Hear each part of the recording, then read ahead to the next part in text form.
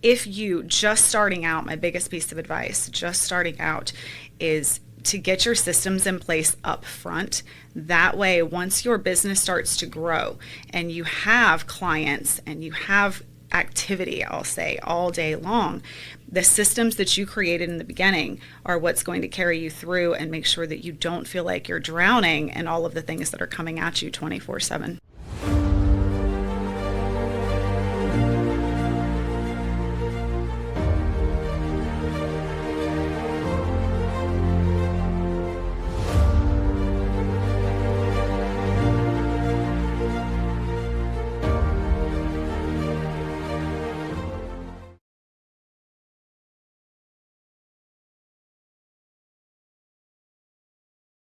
Hey, welcome back to the Real Estate Excellence Podcast. I'm your host, Tracy Hayes. Today's guest has been serving buyers and sellers in Amelia Island and throughout Nassau County since 2013. She went independent in 2018 and hasn't looked back.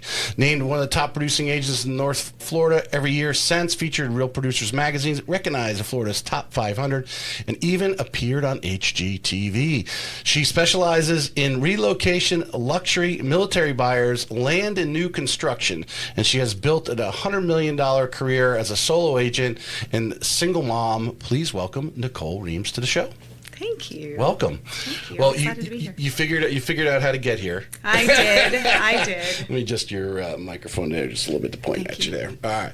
I always like to get everyone a feel of where you came from, because every real estate agent came from somewhere else. You know, whether they had a previous career, whatever it was. And I really have not. Well, no, I can't say. I have found a few very young agents who actually went into college and actually real estate was already on their mind. It's very rare. But tell us a little about you. What were you looking at as a young person, what you wanted to do, and then what ended up leading you to real estate? Gosh, I did start out. I went to UGA and started out in corporate America. Once upon a time, I was married and had two little girls. And after the girls were born, I didn't want to be locked in an office all day. You know, it's 10 hours driving into Jacksonville to go to work, and then your work day and coming back. And I felt like I needed to be available to my children and not stuck in a building. You know, it's challenging when kids get sick and daycare issues and all of the things that come with that. And so one day, actually, it was when I was buying my house, and my agent, he said, you know, Nicole, you would be good at this. I think that I did most of that work myself with him. Great guy, but I didn't get what I needed service-wise in that transaction. And so I did most of the research myself and most of the negotiations myself. And he said, this is something that you should look into doing. You know, you're good at this. Like get one of these iBuyer agents or whatever. No. He just was not very good. He just, I think he was busy, and I don't know, but I did the bulk of it myself. And he said, you should look into doing this. You should get into real estate.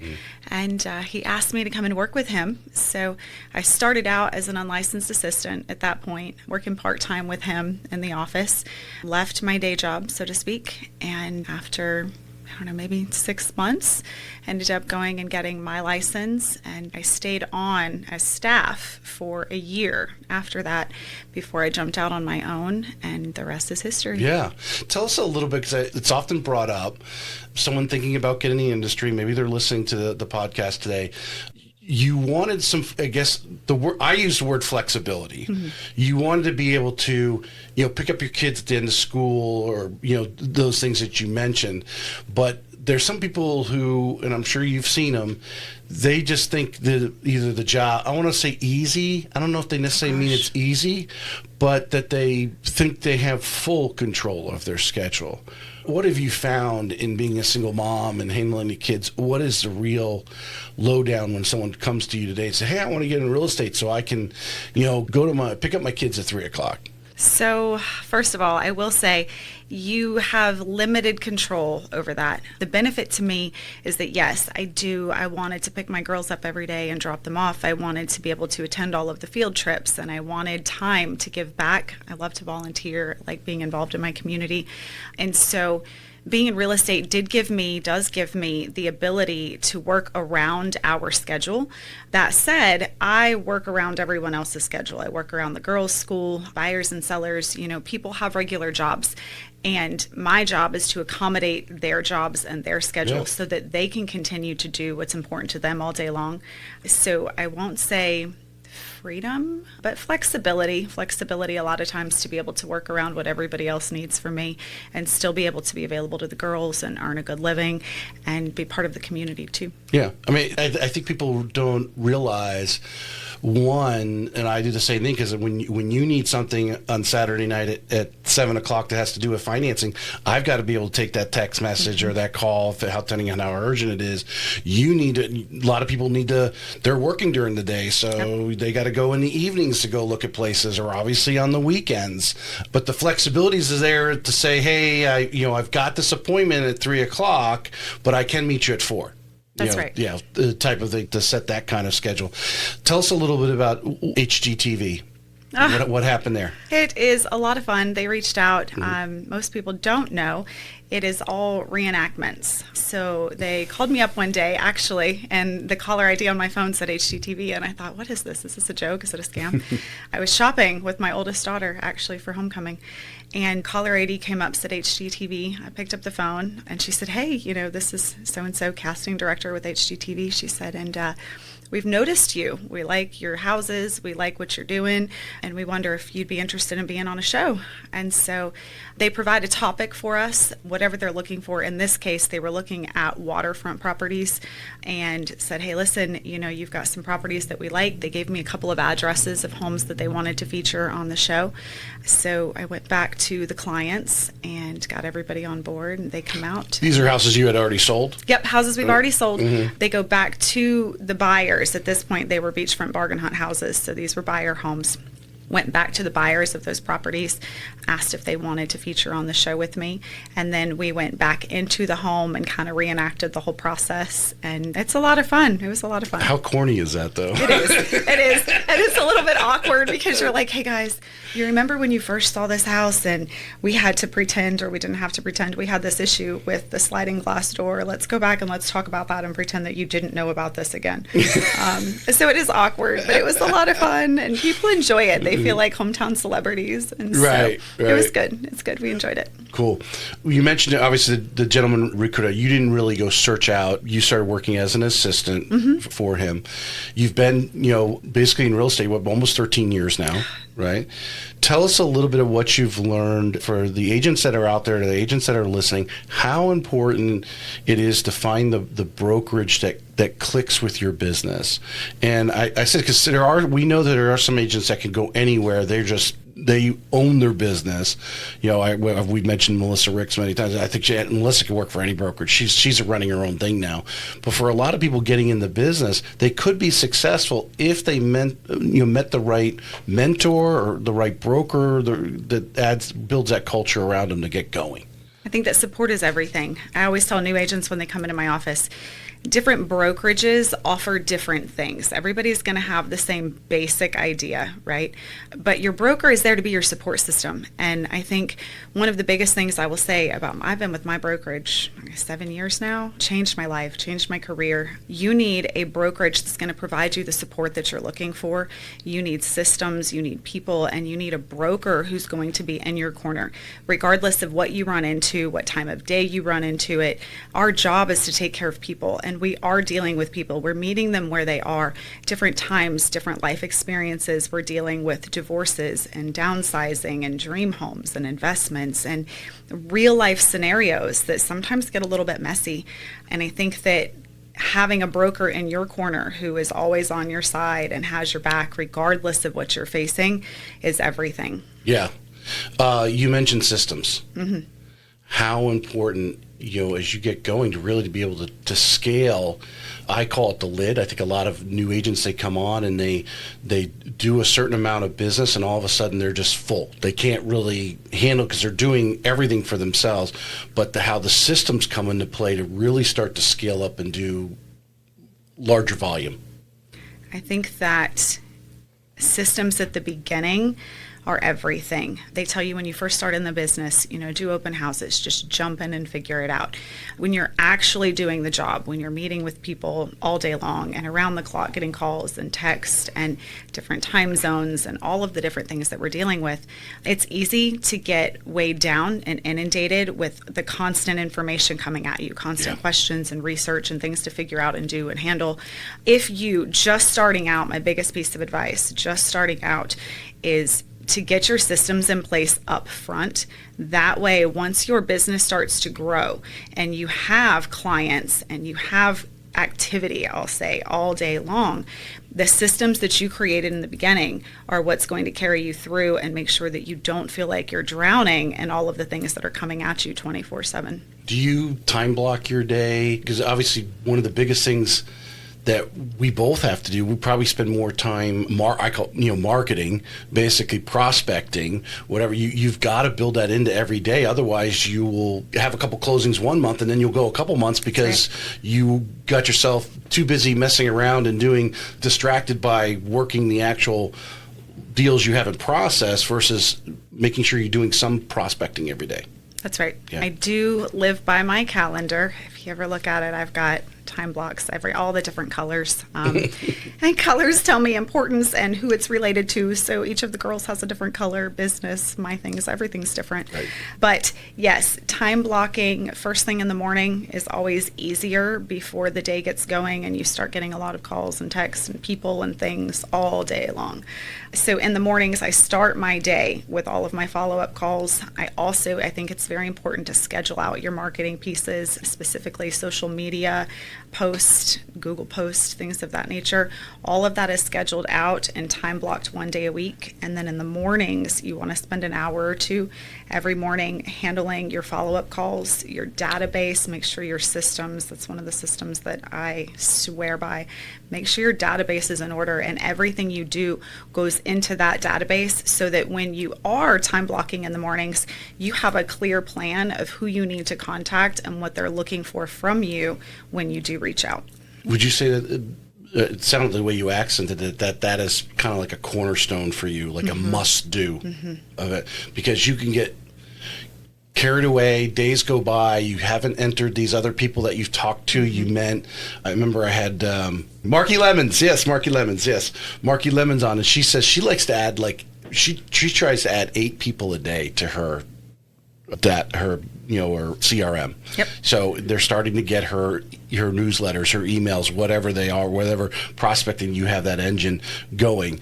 And a lot of that help comes from the brokerage too, because a lot of times they're providing that is your brokerage got an assistant that's kind of managing, making sure there's something going out, touching your people all the time, because you can get overwhelmed. You start to get busy, you forget to keep that moving along.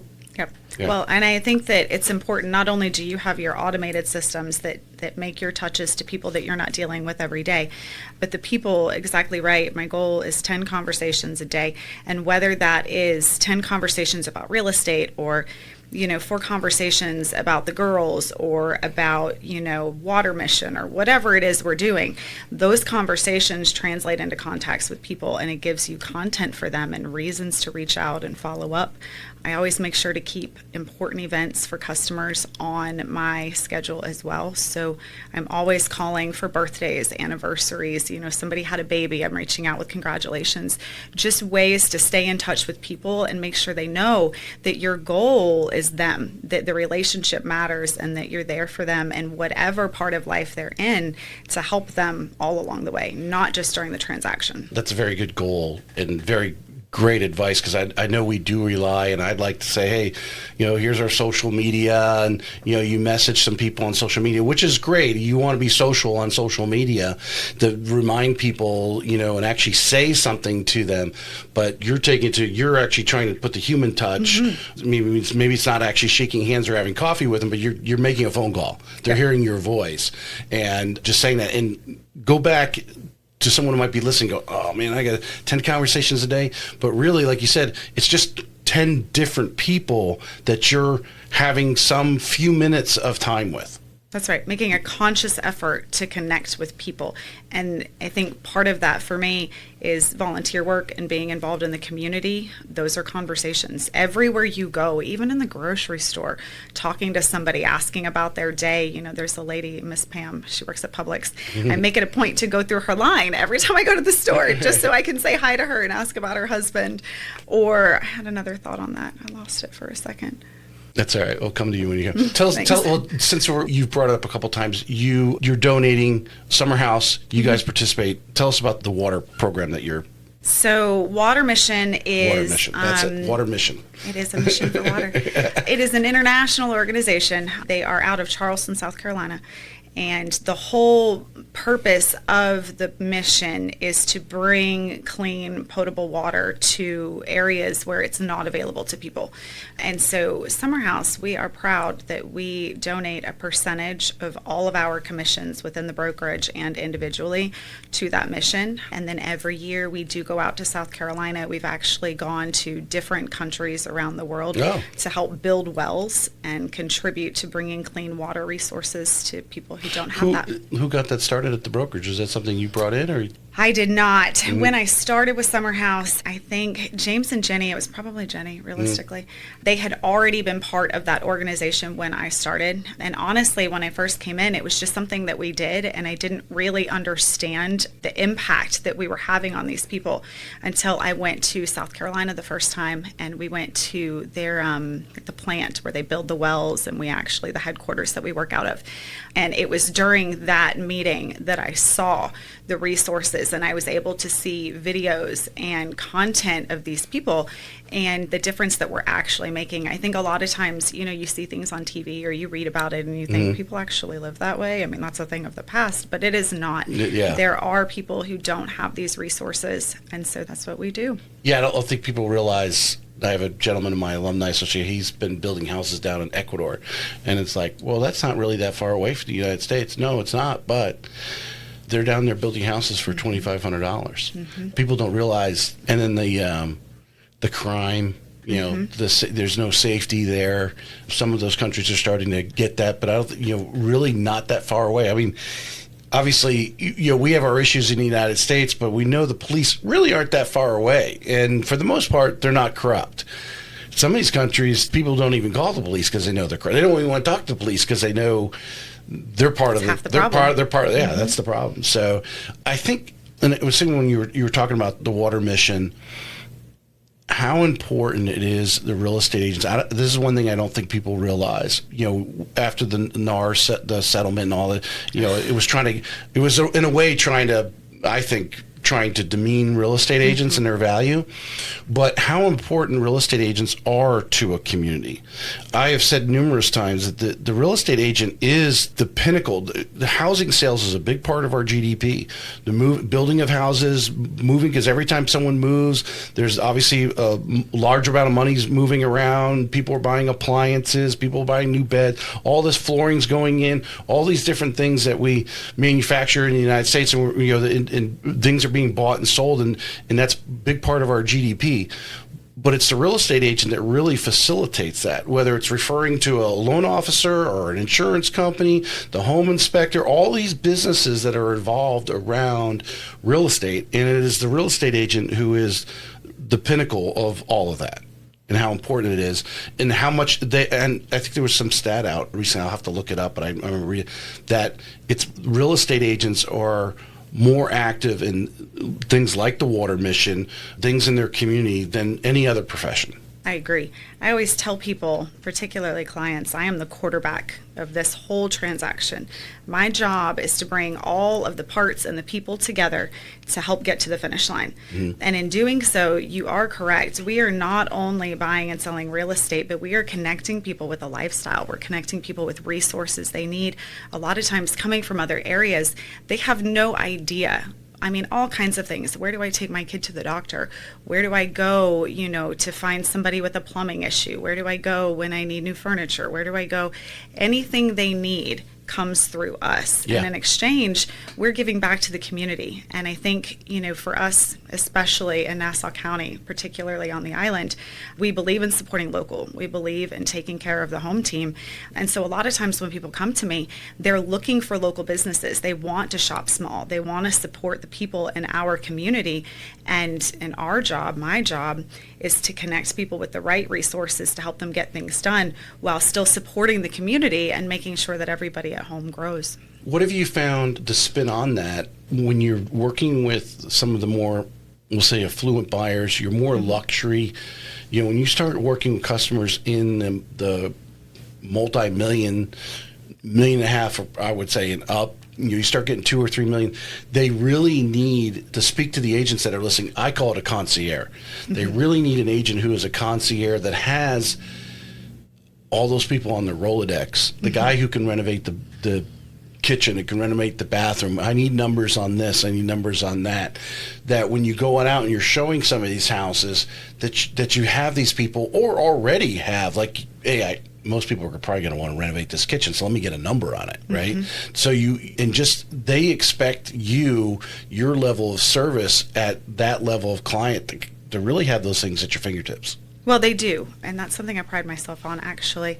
I have a guy, is what I'm known for. I had a client once as a closing gift. He bought me a t-shirt that said, I know a guy. Because I do, and I think I say that probably 57 times a day. I know a guy. I got it. I'll call somebody, and I'll let you know. Right. But they do. They expect us to know who to call. They expect us to know where to find these answers. And one of the things that I pride myself on is the ability to find those answers quickly and to have, like you said, a Rolodex of people who I've built relationships with, people who obviously when people come into a town and a new area, their first question is, I'm sure you know someone you can trust. I'm sure you have relationships with somebody who we know will do a good job for us. Right. And so I think that having those relationships and those contacts and being able to hop on a call right there in a house when somebody says, hey, I think all of these windows are going to need to be done. What will that cost me? And I say, you know what, let me just hop on real quick with my contractor. I can get you a number on that pretty quickly. Or let me send a picture of this to my AC guy and see what he thinks. How quickly can we get this done? Is this as alarming as it looks? I think that that's huge, and people appreciate those connections and they appreciate the knowledge and the relationships that we have in our community. There's a level of customer that expects it. There's another, and I don't want to say that, but the lower price point really appreciates it. That you are they really feel you're looking out for them. You could say, hey, I have a guy. Yep, I have a guy. Yeah. I always know somebody. Was there ever a time when you just said to yourself, am I doing the right thing in terms of real estate? Is real estate really for me? Did you ever hit that point where something really negative set you back and you're like, well, should I be doing real estate? I feel like we have all felt that way. Specifically, recently, the past several months, the market is interesting. It's tough out there right now. I mean, truth be told, it is tough. And I think that the strong survive because, in this business, things are moving slower. The market, I think, as the state of the world and the state of the economy is scary for people. Rates are higher, things are uncertain. And so I think that it's easy, especially, I've had, I think, three contracts canceled this month. And it doesn't feel good when that happens. And you do think to yourself, am I even good at this? Is this a fluke? Like, how am I successful when this stuff is happening? But I think that in talking with other agents, just yesterday we had our affiliate expo and I was talking to some other agents in town and had this same conversation. Said, girl, I'm so sorry that you're facing this and that things are challenging for you right now. But it is such a relief to me to know that we are all going through the same thing and we are all in this together. And this is temporary. It's cyclical. Everything is cyclical. Specifically the market. It will turn around and it will come back. Keep your head down, keep doing good business, keep taking care of people. Remember why you're doing this and how much you love it, and stay the course. Yeah. And agree or disagree with me on this. I feel that your higher end buyers in the millions, multi-million dollar properties do really watch the market. When the market's doing good, the stock market, their investments are doing good, they feel good and they'll go out and spend. Yep. If they feel something's coming up that, oh my God, I need to retract, they'll wait. That's correct. Yeah. I'll get that insert, just maybe forget what I was going to ask you. Let's dig into the questions we have prepared for you, though. All right. Nicole, your buyers and sellers are probably Googling right now, Fernandina Beach, a buyer or seller's market. Right now, and getting very mixed messages when someone calls you and asks, is this a good market to sell or a good market to buy? What is your honest answer you're giving them right now, and does it depend on which side of the table they're sitting on? Not right now. I think that I get asked often, hey, Nicole, how's the market? And is this a buyer-seller market? And my answer is always the same. I think right now it is anybody's market and everybody's market, because there is no one side or the other that I think is stronger or at an advantage right now. I think that because, as we said previously, the economy is what it is. Rates are a little bit higher than people would like. We just came out of this big boom where prices went through the roof. And so sellers now, everybody wants top dollar for their house.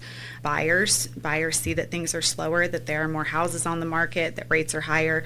And so buyers really want to negotiate hard. Sellers now are flipping and seeing that, hey, I've got to give a little and I have to negotiate in order to make my property stand out in the market. So I think that right now, there is no strong preference one side or the other. I think that it's a relatively even playing field for everybody. And I think that right representation makes all of the difference in this market. Of the 3 deals that you said, how many of them were in a negotiation? Because the negotiation right now is critical. You've got to find an agent who knows how to negotiate through some of the minefields that you're getting, because you do have a buyer who wants it for nothing, and then you have a seller who wants it for everything. That is correct. And we also are seeing with buyers, they want to negotiate, they find their home, but a lot of times buyers have to sell first as well.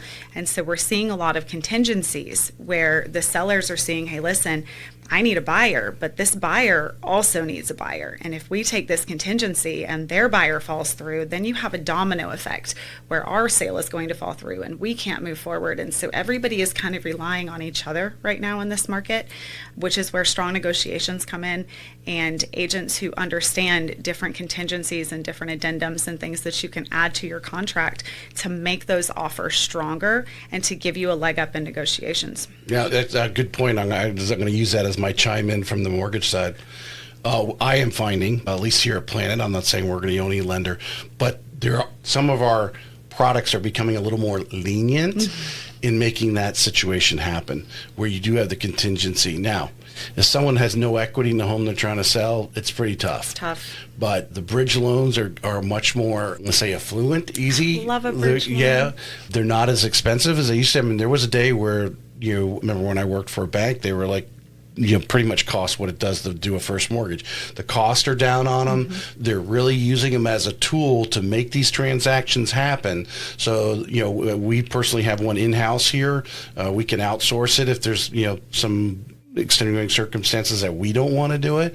But as a large servicer, we're like, hey, let's make the transaction work because we want that big loan. We'll do the bridge loan, make this, make these happen. So the lenders are trying to mend that to contingency challenge a little bit. And then we have our Purchase Edge program, which I'll tell you about afterwards. But get with a lender, ask questions with your lending partner. If you're a real estate agent, you're listening right now, ask questions. What if I get in this situation? What if I have a contingency? Just because someone has a contingency, you may be able to solve it with a good lender who could say, well, you know what, we can actually get them done without the contingency. This is how it can be done. Well, I think that goes back to having the relationships and the connections with the local people who can help you get things done. Exactly. Because having a lender who understands all of these different products and is committed to helping you find a solution. We're solution-based. Yeah. And so having a lender who has those solutions and has products in their toolbox who can help you get the job done is also everything. Yep, 100%. And a lender that if they can't do it, they generally know someone who can. And they're willing to refer. Yes, save face. I mean, you can't have that. You can't have that relationship if you're. I think you look worse when you say I can't do it, and then they know they're going to go look. You're better off saying, hey, you know what? I can't do it, but I know John over there at that other lender.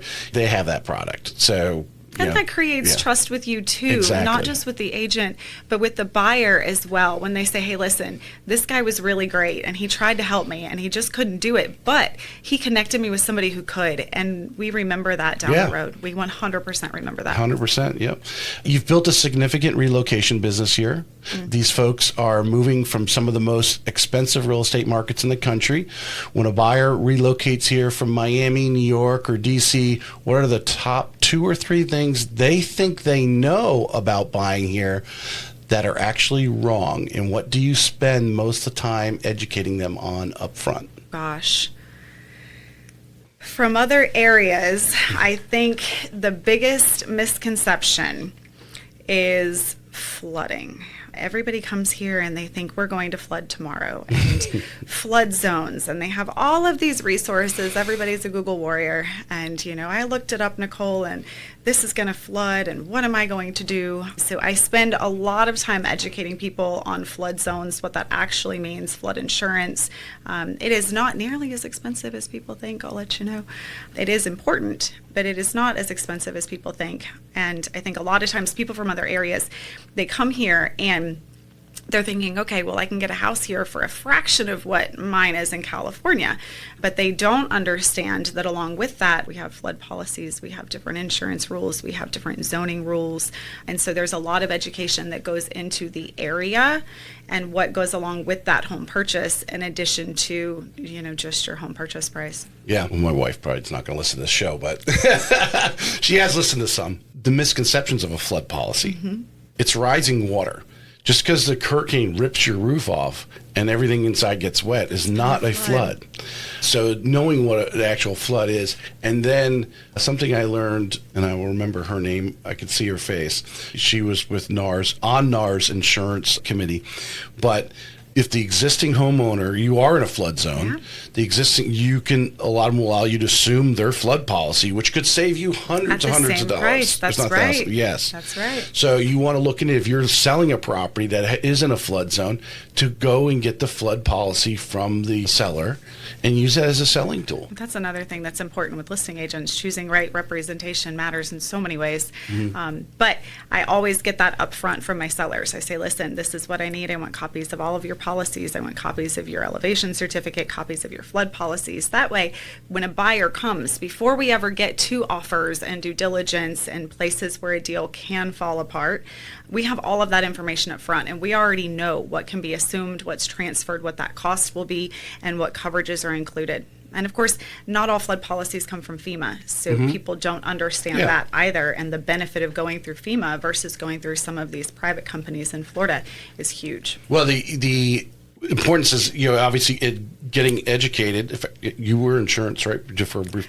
Before you got into you did your research. Of course I did. I was licensed insurance because I know there's a agent. couple of insurance questions in here, but FEMA is just a typical government policy, where a private policy is going to put you up in the hotel if you have to move out of the house. There's all those little extra things you would want an insurance company to provide for you. So even if you're not in a flood zone, I think it was the St. Johns County. Boy, I was years ago. I was there. They were changing the FEMA maps and went to a presentation. And they're like, if you live in Florida, you should have a flood policy. But obviously, if you're not in a flood zone, it shouldn't cost $400 or $500 a year. Right. But judge, do you want a FEMA flood policy or a private policy? And you need to have that discussion with your insurance agent. You might find the private policy might be a few dollars less or just a few dollars more, but it provides more coverage. Yeah, and they have different regulations than FEMA does, and nothing against FEMA. However, when there is something catastrophic, right? A lot of people ask me about hurricanes. When's a hurricane going to come? How bad is it? Does everybody evacuate? No, we generally don't evacuate, and we can talk about all of the reasons why. But when there is a hurricane or there is a disaster of some sort, FEMA is generally slower and more detailed with the things that they need from you in order to process that claim and get you the relief they're not worried that you about need. the customer service That's review. right. It's a completely different thing. Yeah. Whereas your private companies are going to step in generally a lot quicker and provide more resources for you. And a lot of times coverages are higher on those policies as well, which doesn't sound important until you're in that situation and you realize, hey, everybody in town is looking for a temporary place to stay. And we need help. We need a team of people behind us who are going to make sure that we get the relief that we need when it matters most. Working on the beach. Imagine, have you had some truly beachfront, or even working one block off? You need to know your stuff. You need to know that house was to get destroyed. Can you rebuild it? Yep, that's right. You need an agent who can inform you on that before you're going to invest millions of dollars. Well, because we have something called the coastal control line, which is how far east you can build toward the water. And that line does change in time, just like zoning changes and flood maps changed recently. Flood maps are based on a 100-year flood history. So every so many years, they reevaluate that history of the area, and they change the zoning, they change the requirements for flood policies.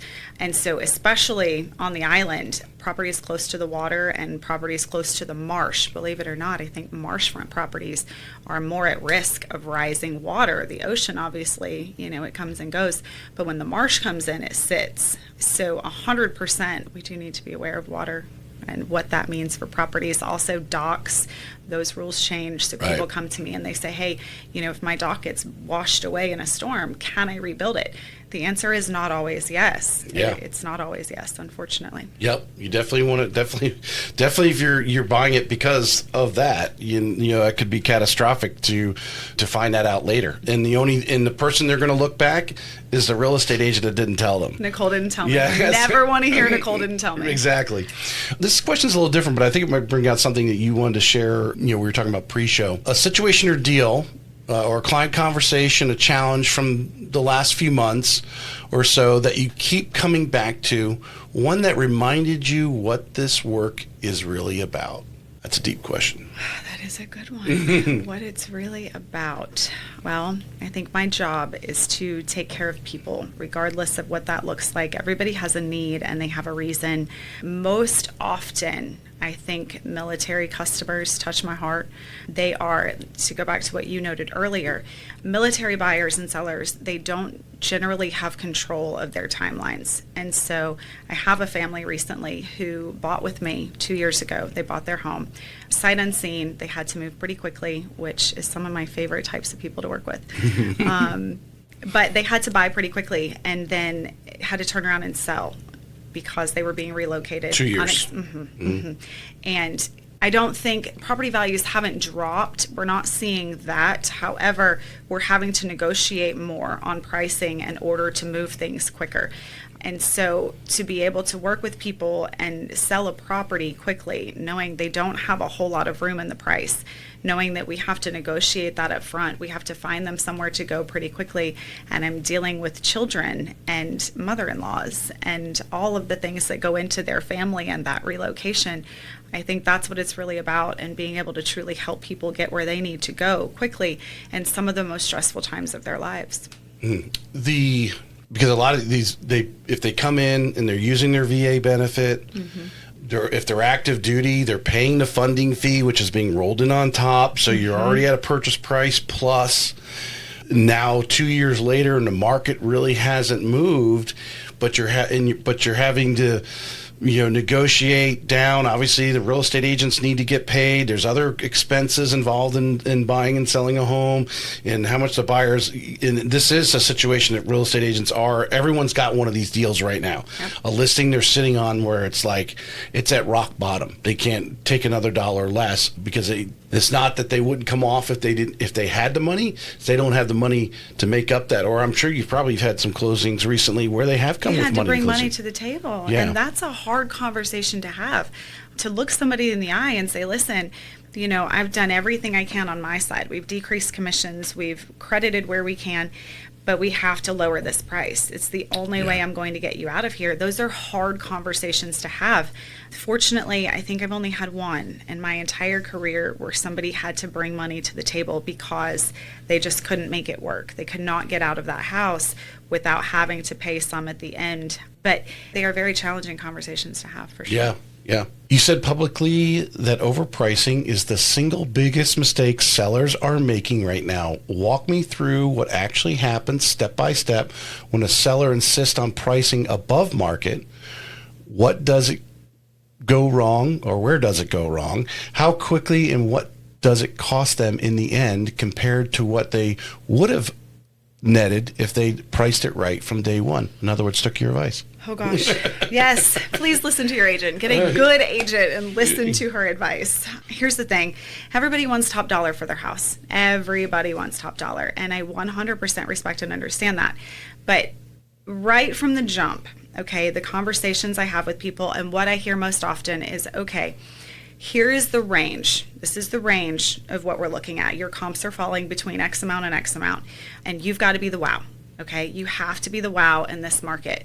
And what they tell me is, well, this house down the street sold for this, and that's, this many dollars a square foot. So mine can do the same. It can. But that house also sat for 8 months, and it had different features than your house had. So the response usually is, okay, Nicole, well, can we price it here? Can we try this and see what happens? Which is my favorite thing to hear. Can we see what happens? I can tell you what will happen. We can price it high. We can. With high percentage of accuracy. That's right. Yeah. Yes. Well, I've been doing this a long time. Yeah. 10 years of success in a fluctuating and changing market. It is always evolving. And it's cyclical, like we said earlier. So I've seen this happen, I think, 3 cycles now in my time. And the thing is, when you price a house high, first of all, I always tell people, if you don't get the attention you want in the first 2 weeks, we drop the price to where I recommended it to begin with. Because statistically, you're going to get the most views your first 2 weeks, first of all. Your first offer is always going to be your best offer. So if you price it high and you get a low offer, that's worth considering. If not, if we price it higher than what we should be, higher than what I recommend to get it moved quickly for you, what is going to happen is it's going to sit. The longer it sits, the more people see that you are willing to negotiate because you're in a bind. And they say, well, they appear to be in a bind. That's right. Yeah, 'cause they that's don't know the your perception timeline. for the buyer, 100%. Yep. It's either, hey, it's been sitting so long, so the seller must be ready to negotiate. Or it's, hey, this house has been sitting so long. What's wrong with it? Why is it sitting? Yes. Well, let's negotiate. So then what happens is it sits for weeks. We end up dropping the price anyway, which just reinforces the idea that the seller is motivated or desperate to sell. And then when you do have a buyer come along, they want to negotiate even further than what we had to drop the price in the first place. Whereas if we price it for the wow up front, then you get the buyers up front. And, my last 2 listings, we had multiple offers within 2 weeks because the seller listened to me. They priced it accordingly. They allowed it to be staged and prepared the way that I recommended. And it sold. We were done within 45 days. People moved on and everybody was happy. And how many of those situations, or at least some, where you do get multiple offers and you asked for X and you got X plus because you had 2 people? That's right, because you priced it well and it brought the wow. People look at the house and they say, why is it priced here? Why is this house so much less expensive than the neighbor's house? And the reason is because you had an agent who was able to help you navigate the market and put it on the market at a price that would draw attention. And then you had people who were competing for it because they thought, wait, this is a good It's house. a good deal. It's a good price. I want it. Yeah. That's right. That's your wow. It's a good deal. Yeah. I'm going to send you the raw stuff here because I think you can put that whole explanation that you just put right there could be put right in your website. Little question and then that little 2-minute clip of you talking about why it's important to do that. So anyone going on your website, looking you up or whatever, they're hearing you say exactly, because you said it very clearly, very distinctly. Everyone could understand it.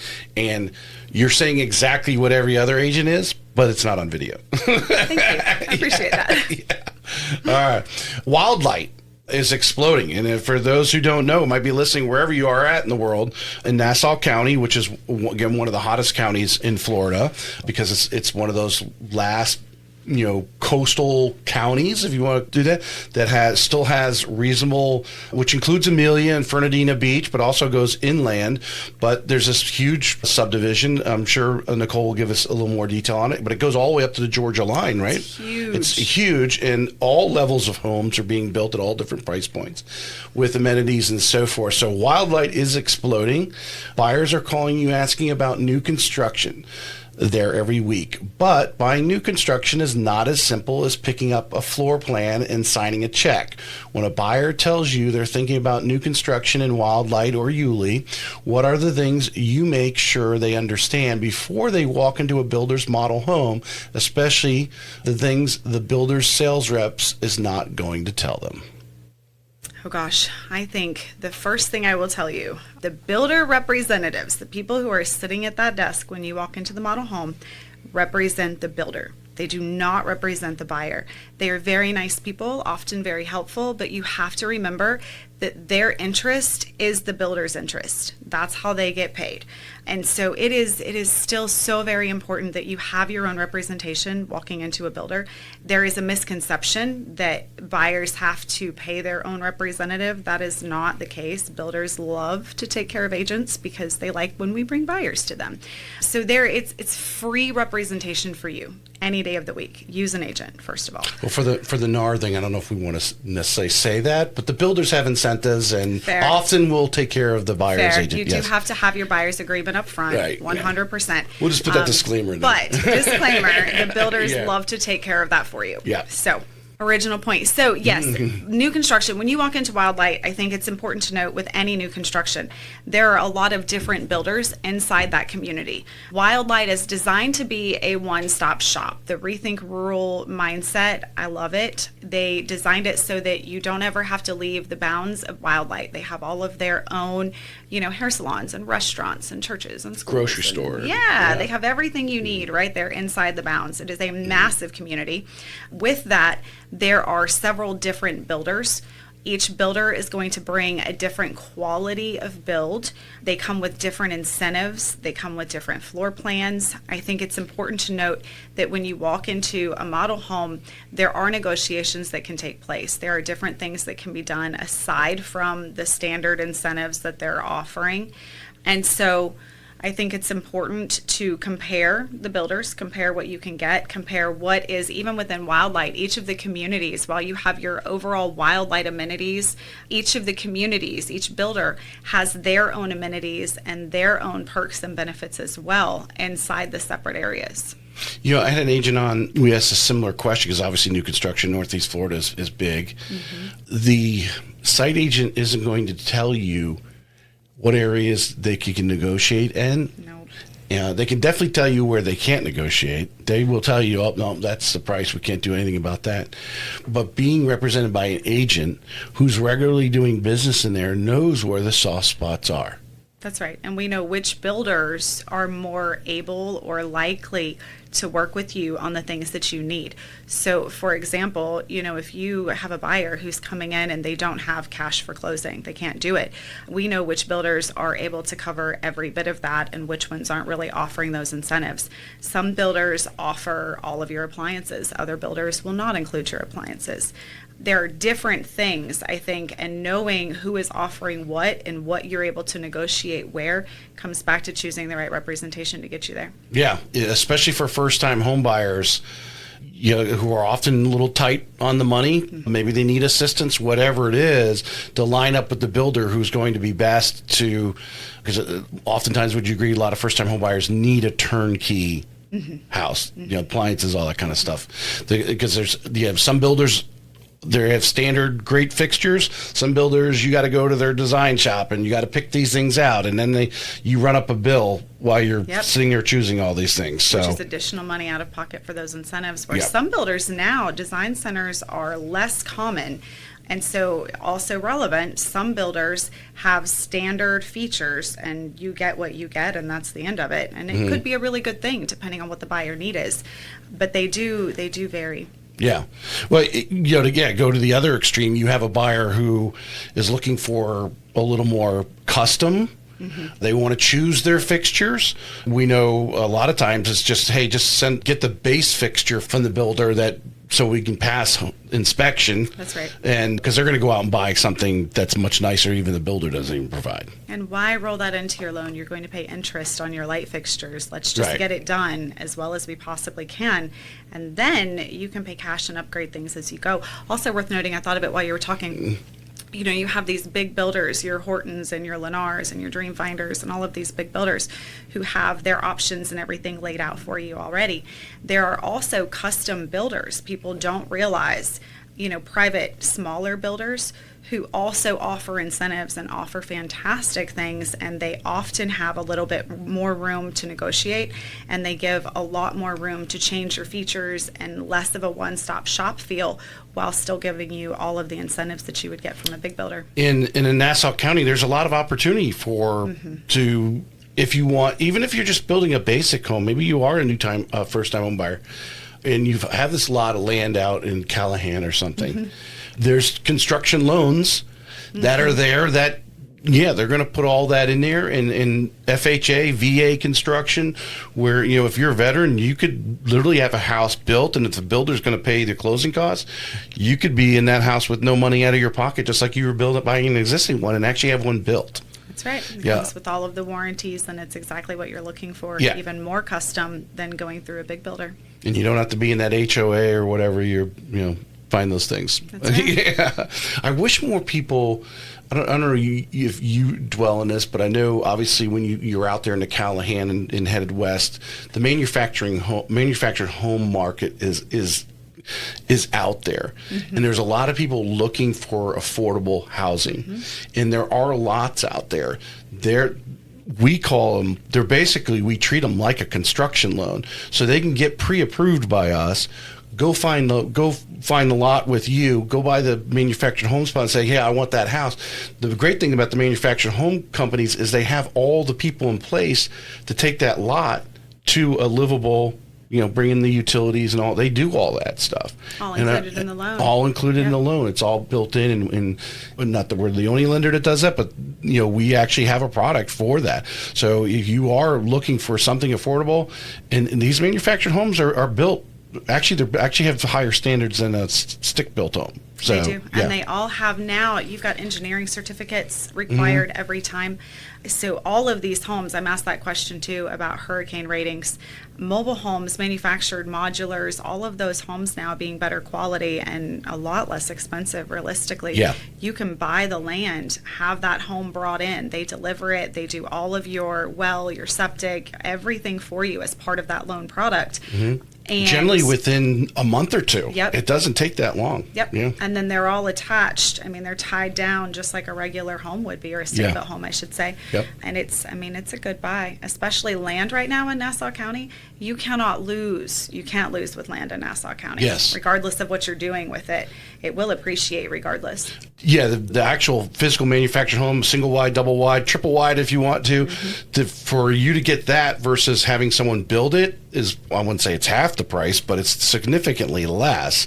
And then, like you said, we can do the whole land manufactured home loan all in one group, just like if you were building and constructing. We would pay the owner of the lot that you bought, and then the construction is all done at that initial closing. So those are options I think a lot of people don't actually realize that are out there when they're looking, and especially when you especially are looking at affordable housing, you may want to go out and sift around. It's not that difficult to put those together. You may think, I don't have a lot of money. You don't need a lot. FHA has a program for that. Obviously, we talked about VA. Fannie and Freddie Mac still, with those who qualify, their 3% program, and you can get down payment assistance. There are programs for that if you really want to get your own place or of a lot. I started to say that too. It's only one down payment that way, whereas if you buy the land and then try to do the home later, you've got generally 20 to 30% down on land, and then you've got to come up with all of the build or the pull-in for your modular, whatever the case may be. Whereas when you do it as one package loan, you only have that one down payment. It's just like you're buying the house if the home existed already. And instant equity because you've got the land. And now it's developed. That's right. Yes. That's right. Impact fees, goodness gracious. You save on all of that. If you got aunt and uncle that own some land out there and they want to give it to you, we can help you put a home on it. Yeah, we got you. I know a guy. Exactly. You've passed 100 million in career production as a solo agent. A luxury is one of your core specialties. In this market where luxury inventory is up and buyer patience is thin, what's the strategy and marketing approach that most luxury sellers don't know to ask for, and what are you doing in the first 30 days of a high-end listing that separates a fast close from a year-long grind? Oh, goodness. So luxury homes are a different beast. It's exactly what you said. People who are buying luxury generally have more options. They have more time. They're not in a hurry. Generally, these are people who are looking for something specific and they have a reason versus, a first-time home buyer needs a home. It's just a different need that we're filling. With luxury homes, I go back to the wow. You have to be the wow, especially at a price point. If you're looking or selling over $1 million, the buyer pool is naturally smaller at that point. And so you have to bring the wow right up front. I think pricing is half of the battle. But more importantly, before we list, I always do listing appointments in a 2-step process. I come in, I meet with you, we do a full walkthrough of the house, and we make a list together, start to finish. We start at the front door and go all the way around, inside and out, and we note room by room what needs to happen. Everything from, minimizing closet clutter to decreasing stuff on your shelves. We're looking for things on the ceilings, clean vents, curb appeal. Curb appeal is everything. I think that people sometimes, when you live in your home and you get used to looking at it and you see it and it's a beautiful home, it is, but you have to go through and look at your home as a buyer would look at your home. So our first appointment is always a walkthrough to go through, figure out what needs to happen. We always say dress it right, price it right, and then present it right. We want to make sure that your home is ready. So when it hits the market, when I bring out professional photographers, we do videographers and drone footage, all so that we are marketing your home in all of the aspects on all of the platforms and making sure that it shows appropriately and then provides that wow by price when it hits the market right up front. And then, of course, once it hits the market, we have a marketing plan for different things that we do every week while you are listed, from focused ads, videos, email blasts through your CRM. It's a whole strategic list of ways that we market on those homes to make sure that we're getting the attention. How often, because there's other, top producing agents like yourself up in that area, that you reach out to them and say, hey, you know what, I've got this one coming on. Do you have anybody who might be interested? So right out the gate, anytime I list a property, I contact every agent within our board, send out a blast of this is what I have, these are the features, these are the benefits of the house, and this is what we're offering. A lot of times in this market right now, the sellers are prepared with certain things they'll offer, whether they're saying, hey, I'll offer a concession for windows, or I'll offer a concession for closing costs, or whatever they're giving to kind of give them more of an oomph with their wow. So we blast that out to all of the agents up front. But then at the same time, we're doing reverse prospecting, so I can see if an agent has somebody in their database who fits this house. I contact that agent specifically and say, hey, listen, this is what I have. What do you have? Do you have a buyer for me? Come by, take a look at this. I think broker open houses, a lot of people don't realize there are different types of open houses. Broker opens are strategically planned and targeted towards specific brokers and agents who have a buyer pool that fits the need for that house. Yeah, that's another video you need to put on your website, just saying. Thanks. Because that's someone looking for the right agent sees that video of you explaining that to them. It's like, I need to talk to that person, and because we know, somebody gets lucky out there that maybe the sellers say, oh yeah, I got this big beautiful house at the beach, and it's unique. Anyone can sell it, No. but. Yeah, right, and maybe at the right time, stars line up, and the right buyer just happens to walk by at the time they put the sign in the yard, and it's like, or they've been watching this house or something. But really, I'm sure these luxury sellers don't want to go 90, 120 days, people coming in and out of their house. That's not their style. They want that. They're connecting with that agent that's hopefully either has a buyer themselves That's right. already, or their circle of real estate friends is going to bring someone by in 1 or 2 showings and it's gone. It's the importance of targeted marketing. Targeted not only with your online marketing through database or through platforms, but targeted to the agents who goes back to relationships, agents who we know have buyers in their database and they have a reputation of dealing with high-end clients who fit this house. You hold a military relocation specialist designation. I do. And are both Cardis and USAA relocation certified, which I didn't know there was such a thing, but makes sense. When a military family contacts you with PCS orders on a 60 to 90 day timeline, what are the first things you do with them that an agent without a military relocation background might miss? And what does a VA loan buyer need to know about this specific market that isn't in any VA pamphlet?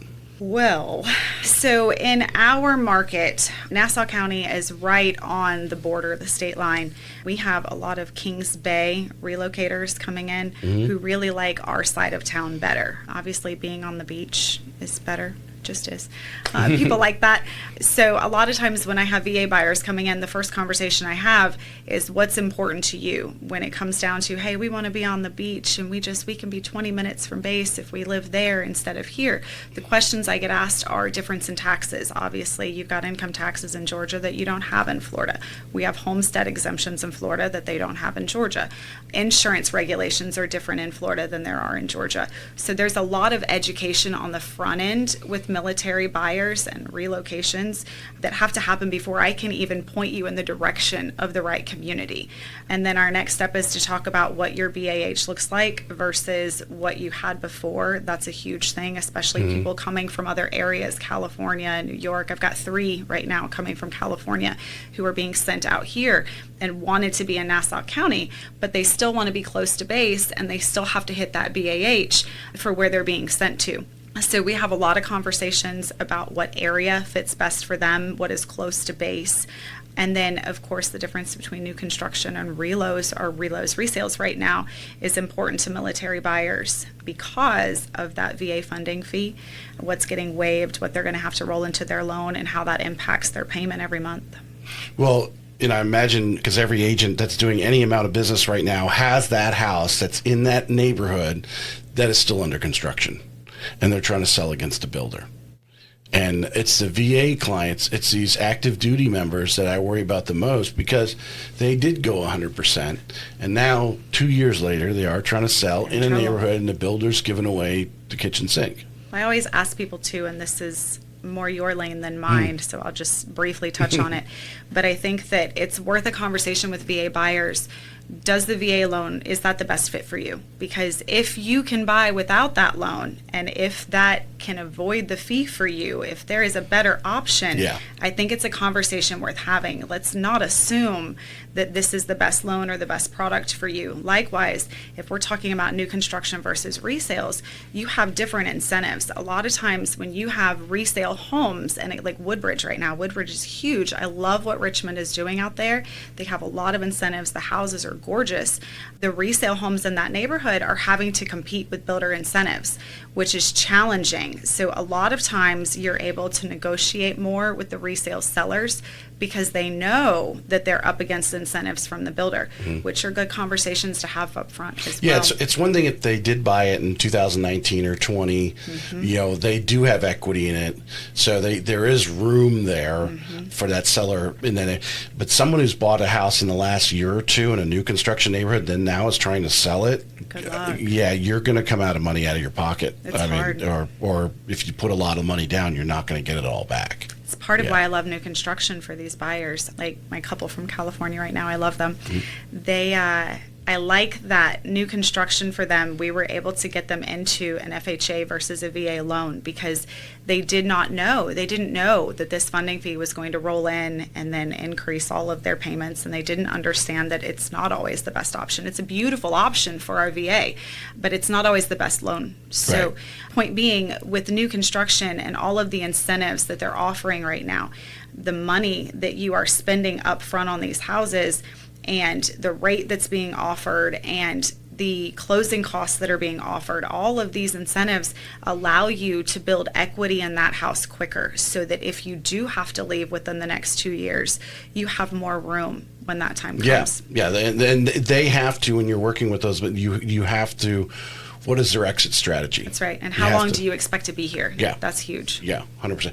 And I imagine a lot of these pre-calls, you're doing them over Zoom or over the phone because they are still in California. And a lot of sight unseen FaceTime tours. Right. So, and there's a lot of great agents out there who do have the military relocation. You've got to find them. Obviously, if you contact me here, I know a lot of them.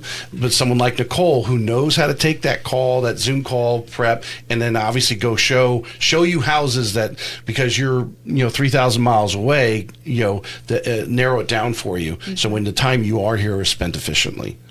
Land and land development is one of your specialties. My favorite. When an investor calls you about buying land in Nassau County, what are the questions you ask them before you ever start showing them parcels? And what are the pitfalls that even experienced real estate investors miss when they buy land in the specific market for the first time?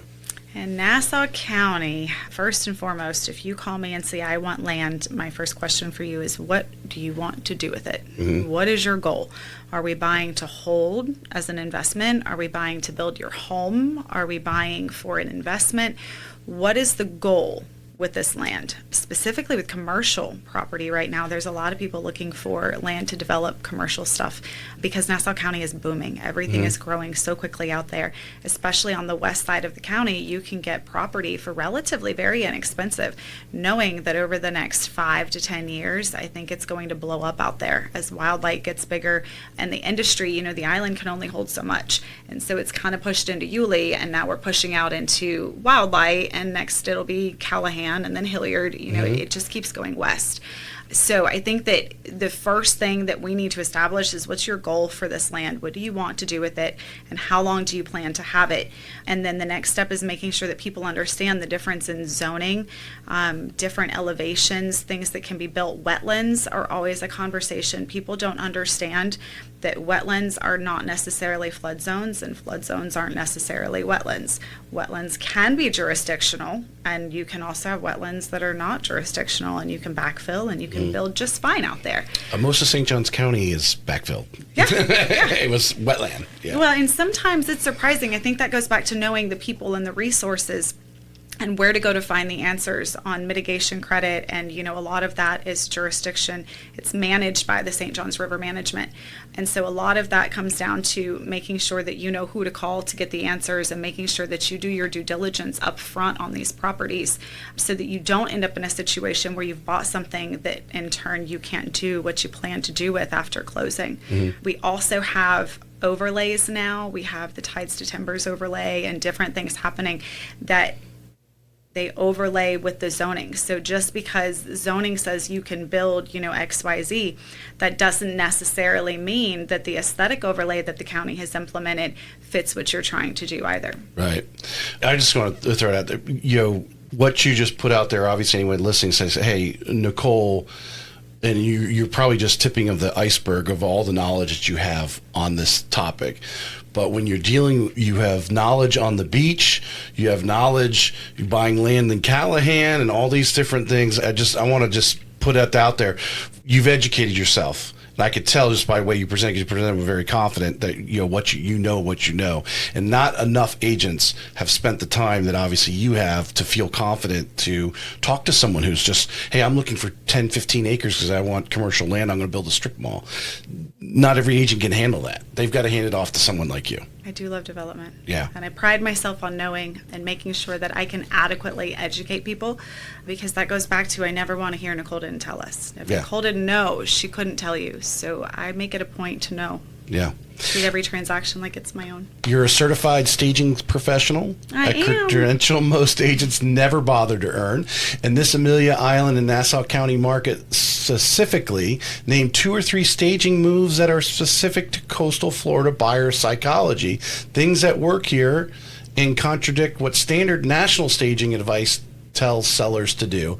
And tell us why they matter more in this market than anywhere else. I think that staging matters in any market. A lot of agents don't stage. I think that that's something that kind of sets me apart too. I stage as part of my process. We talked about that two-step process where I come in and do a full walkthrough. As part of that conversation, we talk about what furniture we need to remove, what things we need to move around. People in the coastal market, where I have been my entire career, people like bright, open, clean spaces. And so it's important that when someone walks into your home, that they can envision themselves in that home. They don't need to be distracted by all of your beautiful things. Family photos are wonderful. We don't want grandkids' faces on the internet. So I think that staging is at the top of the list realistically with pricing. I downsize, I minimize everything. I don't want anything in the floors, anything in the corners. All of your windows should be open. Curtains need to go. That is an unpopular opinion. People like sunshine. They like bright houses. So I always tell people we remove all of your dark curtains, take those down. Throw pillows are also an unpopular opinion. Everybody wants a lot of pillows. I think they're distracting. So we remove anything that is distracting or feels less neutral, so that when a buyer goes in, they can imagine their home, their belongings, and their lifestyle in this space. How many times have you had you're recording your HGTVs and you go into that empty house and people are like, they'll go into bedrooms and look and go, oh, this is a master bedroom, but I don't know if my king size bed will fit in. They always think their bed is bigger than it is. They do. And if you're staged it, they can actually see, oh yeah, my bed will fit in here, and look how much room I'm going to have on both sides of the bed, or whatever it is. Because people, they really have a spatial challenge, and their furniture is always bigger than they think it is. Or bigger than what's in the house. Specifically with empty houses, when I work with vacant homes, I actually have a separate storage building full of my own staging stuff, because people have a hard time imagining empty spaces. So bringing in furniture that fits that space and making a note of the size and what you can actually do with a room, I think changes everything when a buyer's looking. Yeah, it's those things that, in sales, some of the things I've learned and spending most of my adult life in sales, it's some of the things that people don't say when they walk in. You don't know what they're thinking, but walk yourself through it and think, what would you be thinking if you were buying this house? And the thing is, people do walk into master bedrooms and they're like, oh, I don't think my bed's going to fit in here. I don't know if my dresser or whatever it is that they have, their couch is always too big. Someone's always got some piece of furniture they're attached to that they got to bring with them, and they feel, oh, how will it look in this room? And so you've got to kind of give them a little bit of picture to take that completely out of their worry. Well, and carry a toolkit with you guys. I always have a tape measure at every showing. Yes. I bring a tape measure, because when somebody says, babe, do you think that our couch would fit in here? It just looks very big. You can ask them, how large is your couch? Let's measure. Yeah. Hold this for me. I'm going to go over here. And it helps. It helps tremendously. 100%. Let's go back to insurance here for these last two questions here. Your buyers ask about insurance constantly. The governor is saying relief is here. Headlines are saying premiums jumped 18% in 25. Are Florida insurance reforms actually changing the conversation you're having with buyers right now, or is it still out of a gut punch moment when you see a first insurance quote on a coastal property? What do you tell them to do to get the best possible coverage for the best possible price? First of all, relationships matter. Make sure that you have an agent who has a good insurance broker. I think that in Florida, I grew up in Georgia and I worked in insurance in Georgia and in Florida as well. But in Georgia, for example, you can call, State Farm, Farm Bureau, whomever you want to work with and get these different quotes. Whereas I think here, a broker is important, because a lot of these underwriters are companies that aren't marketing. They're not out there talking about their products or why it's different working with that company. So start with a broker. The other thing I think is important to note is that we cannot foresee or control what the insurance market is doing. I can't tell you if there is relief coming down the line. I can't tell you if rates are going to go up. I can't tell you if your insurance is going to be high or low. What I can tell you is what an insurance company is looking for on this house to make sure that we can get ahead of it. I want to know the age of all of these important items like your electrical and your water heater and your roof. I know that certain aged properties have different types of piping that's going to be a problem for insurance.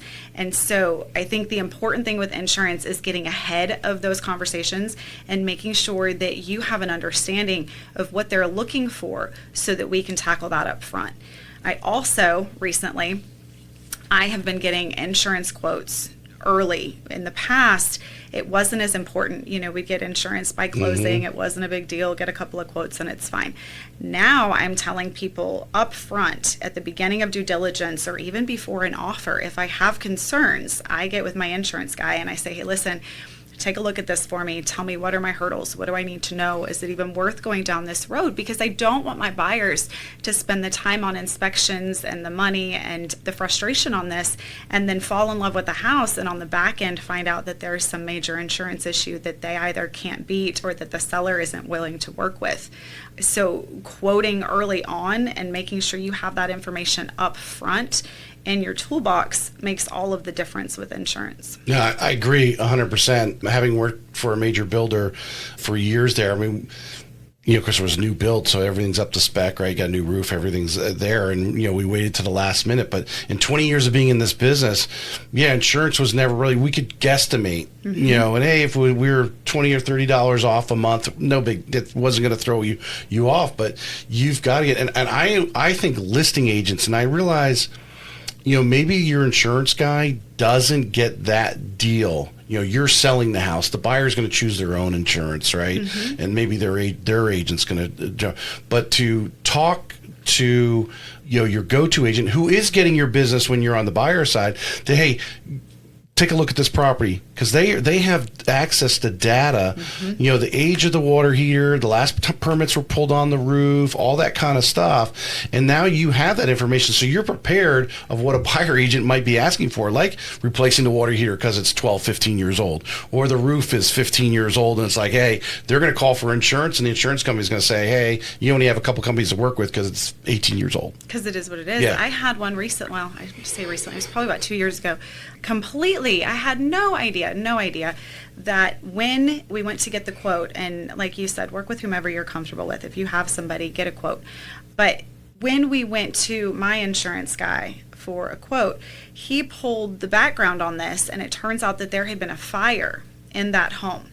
There's no fault to the buyer at all. There's nothing they could have done. No way we could have known this. However, the home was uninsurable because of this fire that happened years prior, which goes back to my original point. Get this information up front. Know what you need to know before you get to the end of the line, because that's a deal killer. So the repairs done to the house may have not been done by a licensed contractor. Yep.